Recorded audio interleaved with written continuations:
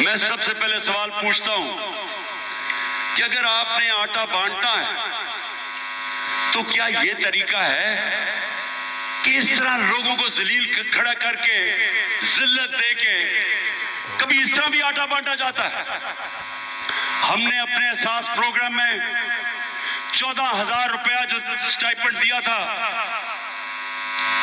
गरीब लोगों को, स्कूलों के अंदर बुलाया, मुहज़्ज़ब तरीके से बिठाया, उनको आराम से इज्जत से पैसे दिए।